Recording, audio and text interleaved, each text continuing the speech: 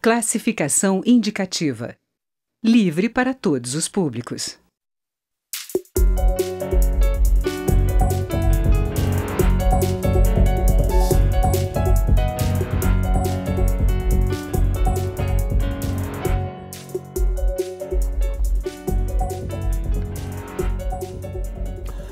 O projeto que flexibiliza o porte de armas vem gerando um intenso debate aqui no Congresso. Enquanto a bancada governista defende a medida com o argumento de que o porte é um direito dos cidadãos e o cumprimento de uma promessa de campanha, a oposição acusa o governo de promover uma cultura de violência e de se omitir de sua função de proteger a população, deixando com ela própria o trabalho de se proteger.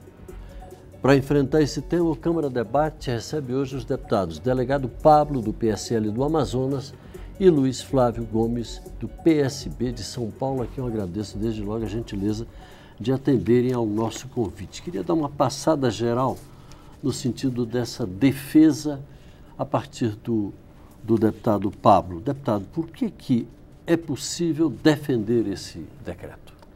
Primeiro, agradecer a todos os telespectadores que acompanham nosso programa hoje. É importante falar sobre o assunto, é um debate que já vem acontecendo há muito tempo e nada se está fazendo mais do que cumprir o Estatuto do Desarmamento, no sentido de que a legislação foi colocada a referendo popular em 2005 e a população decidiu o quê? Que ela deveria sim ter a possibilidade de adquirir arma de fogo, caso necessário fosse. E hoje em dia nós vivemos sob a égide desse Estatuto, que ele está em vigor há 13 anos, e eu vou lhe responder já com a ponderação que eu sempre tive em respeito do assunto. Muita gente me pergunta se armar a população, ou se colocar a possibilidade das pessoas comprarem armas, terem arma de fogo na sua casa, irá trazer solução à questão da segurança pública no Brasil. Talvez não traga, mas desarmar também não trouxe. Nós estamos há 13 anos desarmando a população e nenhum índice de violência caiu, nenhum índice de mortalidade e homicídios diminuiu, pelo contrário. A violência subiu, a segurança pública está em colapso e a gente tem que procurar novas alternativas. Deputado Luiz Flávio. De fato, a história de arma de fogo, o nosso presidente chegou a dizer mesmo recentemente que nós temos que respeitar a vontade popular. Foi isso que disse o presidente. Muito bom. Isso é uma orientação política, é uma regra de ouro na política. Respeite a vontade de quem te elegeu, tá certo. Mas o presidente, na hora que tomou posse aqui, ele disse: estou aqui para também cumprir a Constituição e as leis vigentes neste país. Logo, ele tem dois compromissos. O compromisso de atender o reclamo de quem votou nele e depois o compromisso de cumprir a Constituição. Quando há um conflito entre o que o povo quer e o que o presidente pode, cabe ao presidente explicar à população didaticamente: olha, eu vou até onde posso ir. A Constituição e as leis não me permitem ir além daqui. Aí é o parlamento. Não está impedido de nós debatermos. Pablo está aqui conosco, um dos melhores deputados dessa legislatura, um dos maiores nomes que está conosco hoje no parlamento. Nós não estamos impedidos de debater esse assunto de relevância nacional. Então manda para nós, que aí respeita a separação dos poderes. Até porque durante aí as análises que têm sido feitas do decreto, muitos juristas apontam a inconstitucionalidade de o tema não ter sido submetido ao Congresso e, portanto, não ser atribuição do presidente legislar através de decreto. Como é que o senhor vê isso, deputado Pablo? A própria legislação que trabalha a comercialização, aquisição, posse e porte de arma de fogo, ela já diz que os pontos complementares à lei serão feitos através do decreto presidencial. Até porque a legislação não pode contemplar todos os claros e todas as situações possíveis a respeito do tema. O decreto ele vem, por exemplo, para explicar quantas munições podem ser adquiridas, quais são as pessoas que podem realmente adquirir ou não arma de fogo, o que é a efetiva necessidade que a lei coloca como um dos parâmetros para você ser um proprietário de uma arma de fogo. Então o decreto ele vem minuciar, ele vem transformar os pontos que a lei fala de maneira mais geral, em situações mais específicas. Agora, o que o professor falou com muita propriedade, e realmente tem uma inteligência que lhe é peculiar, nosso mestre aqui, Luiz Flávio Gomes, é que a situação em relação a qualquer modificação que a Presidência da República fizer por decreto, tem que passar pelo crivo do Congresso Nacional, que vai verificar se houve adequação do decreto presidencial à legislação em vigor. O decreto ele não pode exasperar, ele não pode ultrapassar a lei e nem tampouco ofender a Constituição. Então, nesses pontos, a gente acredita que o decreto vai ser colocado aqui, como toda a legislação que é feita pelo Presidente da República, pode ser, até pela teoria do freio e contrapeso, analisada por nós aqui no Congresso e também pelo Judiciário no futuro, caso necessário. Outro dia na UNB, assistindo a um debate, eu vi uma questão controversa, né?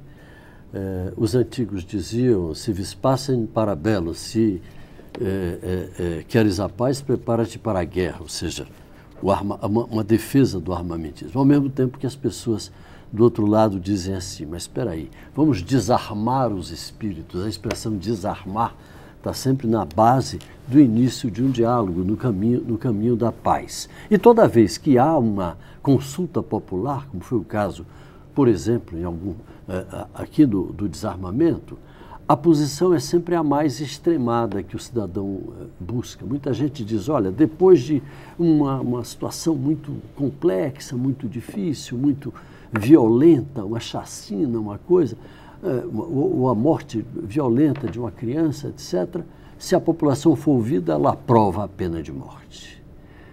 Diante desse conjunto de argumentações que eu apresentei, deputado Luiz Flávio, qual seria a solução de meio termo que a gente poderia chegar nesse campo?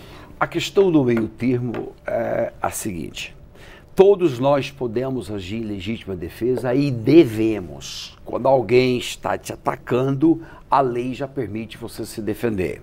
Ok, mas você não pode se defender em excesso. Pode se defender usando arma de fogo? Pode, inclusive. Se alguém te ataca com arma de fogo, você vai responder com arma de fogo. Perfeito. Tudo isso é legítimo. Ninguém está combatendo. A desgraça central aqui é a seguinte: o Estado nasceu no século XVII, por meio de um filósofo Hobbes, dizendo o seguinte: você me dá parte da tua liberdade e eu te dou segurança. Essa é a promessa do nascimento do Estado na Idade Moderna. E o Estado não está cumprindo o seu papel, o seu dever de dar segurança para nós. Quando o Estado não dá segurança para nós, ele vai privatizando e terceirizando tudo. E vai dizendo, pega você uma arma e fica aí, você vai se defendendo. Vai se defendendo como pode, vai dando arma. Esta é a lógica que está regendo hoje a nossa sociedade. Cada um defende por si. E se cada um defende por si, não tem ordem. Porque, às vezes, a pessoa nem tem treinamento para usar arma. É o argumento, deputado Pablo, que muita gente usa, algumas instituições, inclusive, que representam a minha categoria de jornalistas. Mas espera aí, entregar armas para jornalistas que não têm treinamento nenhum seria perigosíssimo, como entregar, de resto, a todas as outras categorias que foram contempladas pelo decreto. Como é que o senhor avalia isso? Vamos falar primeiro de casas, do que a gente contempla da nossa residência, do que a gente contempla da segurança como maneira genérica. Se faz com parâmetro sempre, quando se fala de segurança pública, os países desenvolvidos, como a Alemanha, Estados Unidos. E eu vejo as pessoas falarem para mim, olha, nos Estados Unidos, lá é muito seguro, as casas não têm muros, os jardins são abertas. E eu respondo para eles sempre isso. Sabe por que numa casa nos Estados Unidos não tem muro? Porque o bandido, na hora que ele vai entrar, ele não sabe se lá dentro tem uma arma ou não. Aqui no Brasil, você tirou a possibilidade da pessoa se defender. Você criou uma legislação que cria tantos obstáculos que o documento mais difícil que existe no mundo é o certificado de compra e de porte de arma de fogo, no Brasil. É o documento mais complicado, porque é tão difícil você conseguir ele, são tantos requisitos, são tantas situações.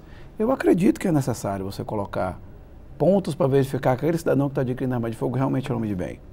Mas você não pode fazer disso um obstáculo. Porque quando você faz disso um obstáculo, o bandido, que está caminhando nas ruas do dia de hoje, ele não tem obstáculo nenhum para no mercado negro adquirir uma arma, e ele tem a certeza de que você que nos assiste, na sua casa, não conseguiu comprar, porque é tão difícil adquirir, que ele já entra na sua casa certo de que você vai estar desarmado. Eu participei da minha vida como policial em várias situações, e numa delas... que inibe mesmo? Seria inibidor eu vou lhe o fato fazer, de a suposição de que o dono da casa está armado? Um exemplo simplista. Compre uma placa escrita assim, cachorro bravo. Coloque na porta da sua casa. Não compre cachorro nenhum.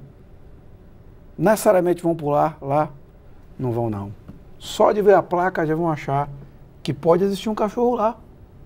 As pessoas, elas são movidas por essa possibilidade de serem prejudicadas.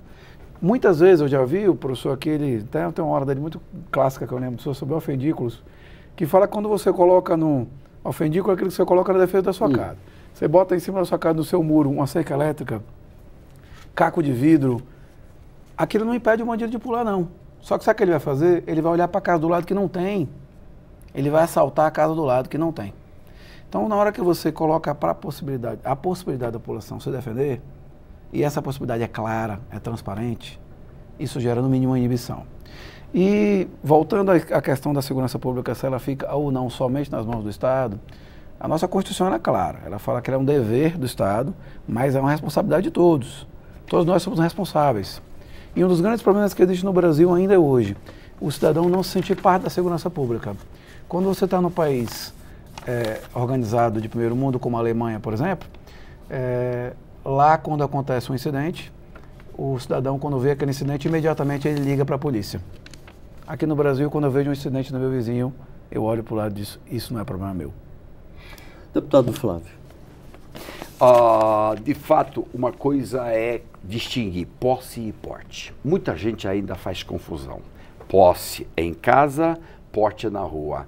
O decreto foi além, quis dar porte para todo mundo, para 20 milhões de pessoas, mesmo sem treinamentos. Aí está o erro do decreto. Posse é posse. Em casa, ter arma de fogo é muito mais facilitado. Essa é a questão. O decreto também cometeu este equívoco. O senhor acha que tem chance de se modificar esse decreto aqui no Congresso? Esse decreto tem chance de cair. Seja no Supremo, já está com a ministra Rosa Weber, seja aqui no Congresso, um PDL, já tem vários aqui propostos, tem chance de cair. O que não significa que nós não vamos debater a matéria. A matéria precisa ser debatida porque tem coisas importantes dentro do decreto. Por exemplo, arma no setor rural. Precisa debater, é muito grave porque a polícia demora muito para chegar no setor rural.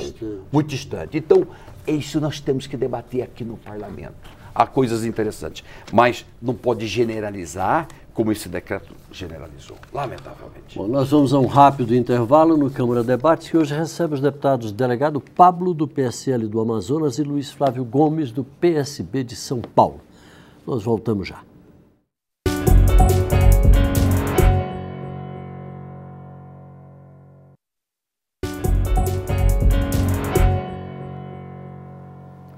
Nós estamos de volta com o Câmara Debates, que hoje discute o decreto que flexibiliza o porte de armas. Com a gente, os deputados delegado Pablo, do PSL do Amazonas, e Luiz Flávio Gomes, do PSB de São Paulo.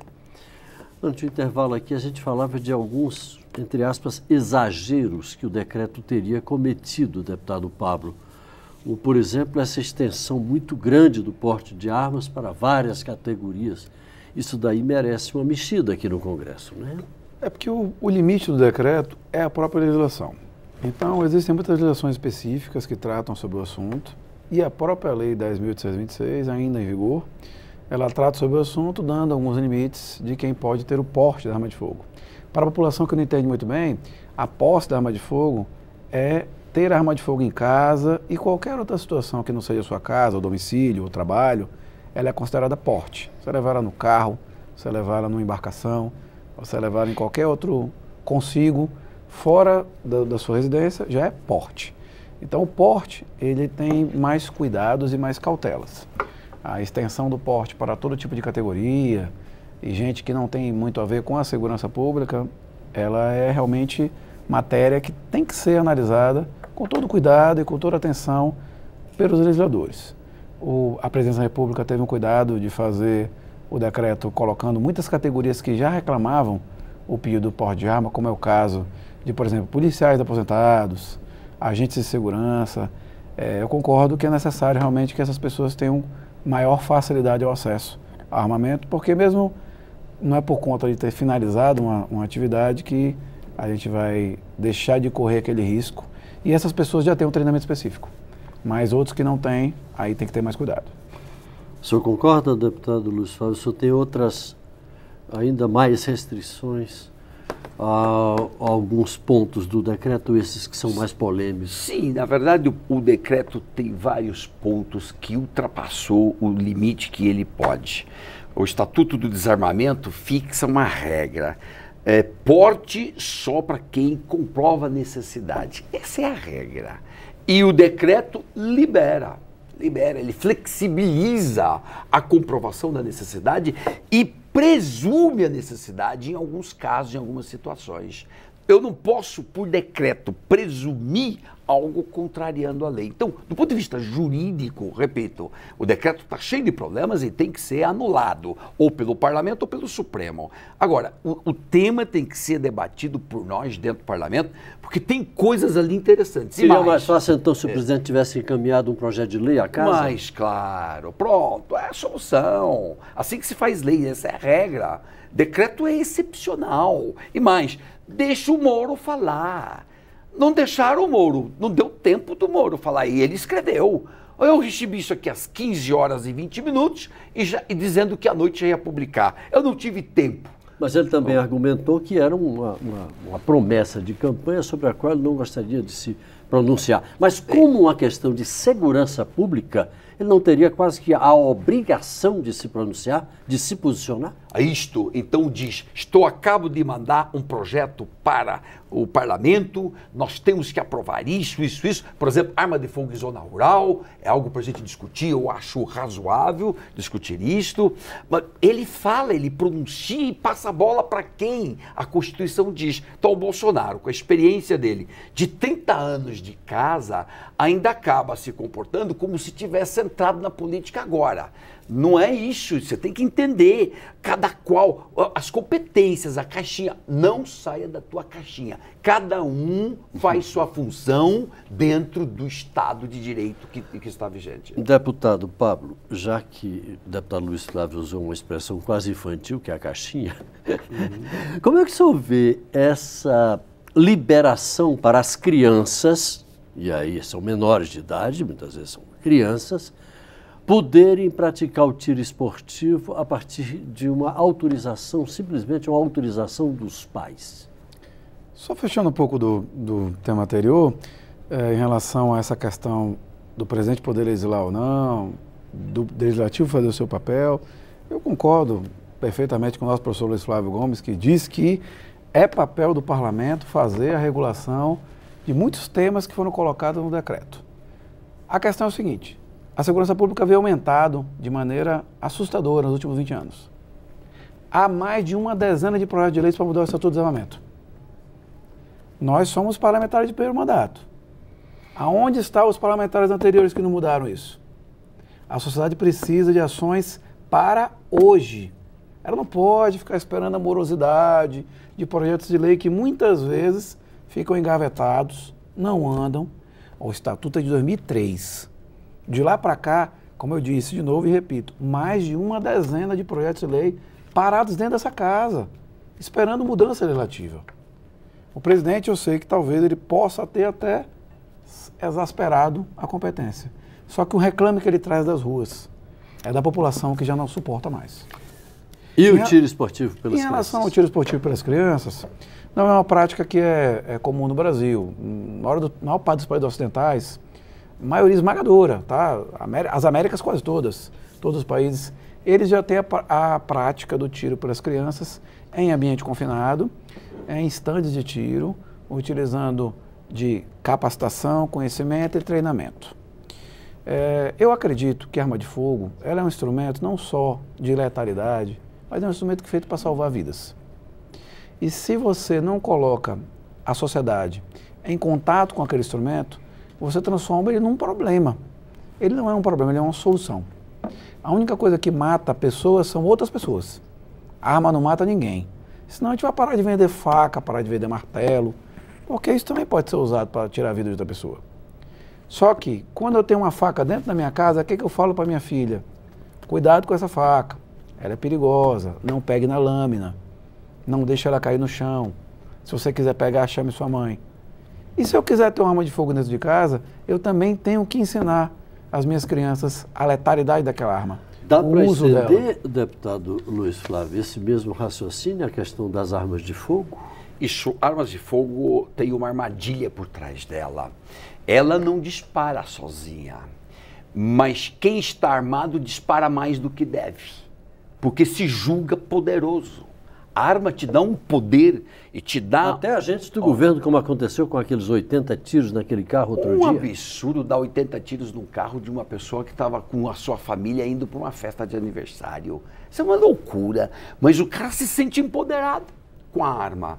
Estando na casa para se defender, perfeito, legítimo. Na rua, cuidado. Tem que ter muito treinamento. Se você não está treinado para andar armado na rua, vai dar problema. Recentemente, lá em Franca, ali pertinho de Franca, no estacionamento de shopping, a disputa ali de espaço para estacionar o carro, pá, já matou. Teresina, no Piauí, aconteceu a mesma coisa na frente de uma escola, de uma creche. Pois é, sem arma de fogo ele não teria essa potencialidade. Nós somos outra pessoa com a arma na mão. A arma nos dá um poderio e um convencimento de que eu posso tudo. Me dá sensação de potência. Você acha que essa sensação contaminaria, por exemplo, as crianças que fossem praticar o tiro esportivo, mas não há como dúvida, prevê o decreto? Mas não há dúvida, a sensação de potência é de 0 ano até tudo que você pode ter como instrumento que te dá subjetivamente mais segurança, você se sente mais potente. Então, isso tem que... Mas a origem de todo o debate é que a origem é que está perdida. A função de segurança é do Estado. É do Estado. E eu posso ter arma em casa, porque se alguém entrar em casa eu vou me defender. A função é do Estado. O Estado não cumpre seu papel na segurança, não ajuda o policial, bota o policial na rua sem nenhuma proteção, nem sequer mais colete o Estado está dando de proteção. Isso é levar mesmo à dizimação, à morte dos policiais. Então o Estado não cumpre seu papel, ele então diz, bom, vai todo mundo andar armado, para dar uma sensação de segurança. É mera sensação. Quando o presidente teve na entrevista lá com o Silvio Santos, o próprio Silvio Santos falou, mas vai virar um faroeste. Faroeste geral. Né? E concorda, deputado Paulo? Esse pensamento foi o que levou ao Estatuto de Desarmamento. Foi o que levou à ideia de desarmar a população. Se vendeu uma ideia que desarmando a população a gente ia reduzir os índices de violência. Só que essa ideia de desarmar a população, ela é uma ideia de esquerda. O Maduro provou agora, desarmando a população, quando ele quer tomar o poder, ele consegue, e toma o poder, a população não tem nem como se defender. Trazendo para a nossa realidade, que nós não temos uma ditadura aqui, quando eu criei uma série de obstáculos para o cidadão poder adquirir uma arma de fogo, eu coloquei ele à mercê da criminalidade. Eu li um post na internet que eu achei super curioso, eu achei até engraçado, quero compartilhar com vocês. Lá dizem assim, eu tenho saudade de como era antes do Bolsonaro ser presidente. Não havia racismo, os bandidos liam livros, nós vivemos uma sociedade segura. Não havia disputa na rua, como disse o professor. Ninguém, nenhum taxista puxava a arma para o outro. Não havia nada disso. Nós vivíamos no mundo perfeito. Não. E agora que você quer colocar um decreto de armas, pronto, o Brasil vai entrar num aumento grande de criminalidade, as pessoas vão começar a matar uma das outras. Não é verdade. Os sistemas que foram colocados até hoje falharam. Nós temos que procurar alternativas. Isso é verdade. Se o decreto exaspera essas alternativas, se nós temos aí colocações mal pontuadas na lei, vamos afiná-las. Mas dá para corrigir, fazer, precisa. Dá para corrigir. Aqui no parlamento, bota aqui o projeto, vamos discutir e muita coisa vai passar. Porque a gente sabe que antes estava tudo bem, é uma mentira. Também essas propostas de dar arma para todo mundo, também isso é uma desgraça. Nem tanto ao mar, nem tanto ao nem tanto ao mar, nem sem polarizações. Sem dúvida. Então, se você não gostava do governo anterior, ele foi uma tese de governança. O atual é a antítese. Vamos buscar a síntese. tem bom senso, você tem prudência, equilíbrio. Vamos dar as coisas equilibradas e buscar saídas para o Brasil de maneira sensata. Eu não preciso ser louco para poder botar ordem nesse país. Agora eu gostaria de nos encaminhando para o final desse debate, de tratar dessa questão que já permeou aqui várias falas dos dois. A questão da responsabilidade do Estado em relação à questão da segurança pública. Que eu noto que, por exemplo, os policiais vivem reivindicando melhores condições de trabalho, salários dignos, etc, etc, etc, etc. Isso é antigo aqui no parlamento, a gente vê em toda parte. O Estado abandonou. Será que essa não seria uma excelente oportunidade de se enfrentar esse tema? Ela não só é excelente, como ela é tão importante quanto qualquer outra situação de segurança pública. Hoje em dia, eu tenho vários amigos meus que são policiais de todas as forças civis, militares, federais. Eu digo, o cidadão que quer fazer um concurso para a Polícia Militar do Rio de Janeiro, ele é louco. Ele está fazendo um concurso para morrer. Morreram no ano passado centenas de policiais militares e todo ano morrem centenas. Eles saem de casa, fazem um concurso, colocam sua vida em risco, morrem e a sociedade não os reconhece. O primeiro reconhecimento que tem que vir é da própria população, de que aquele cidadão, ele coloca a sua vida em risco. O segundo reconhecimento é do Estado, que tem que dar um mínimo de condições. Isso. Quantos policiais eu conheço vão trabalhar com armas antigas, sem coletes, com viaturas quebradas, em situações de trabalho paupérrimas e para piorar, para fechar com chave de ouro, com o legislativo que não os reconhece.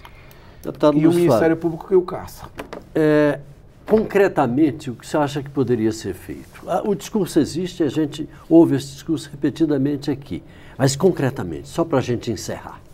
Enfiar o povo da escola até os 18 anos, ninguém na rua está proibido, qualquer pessoa fora da escola. Começa a arrumar a casa. Você começa a arrumar o país. Educação como base. Educação como base. Na educação, ensinar ética, ensinar disciplina, você tem que ter respeito às pessoas. Hoje você ensina na escola matemática, ciências, inglês, mas você não ensina para uma criança hoje, bom dia, por favor, por gentileza. Está fazendo falta tudo isso. Respeito. Então, para começar a botar ordem, educação para todo mundo. Número 1. A segurança pública não é um problema só de segurança, né, professor? É o problema antes de tudo de educação. Bom, eu gostaria de agradecer a participação dos dois, até pela fineza com que se comportaram durante o debate. O Câmara Debate termina aqui. Nesta edição, nós conversamos sobre o decreto das armas com os deputados delegado Pablo, do PSL do Amazonas, e Luiz Flávio Gomes, do PSB de São Paulo. Você pode rever esta e outras edições em nossa página na internet ou no YouTube. Eu sou Paulo José Cunha e este é um programa da Rádio e da TV Câmara. Obrigado pela audiência, um abraço e até mais.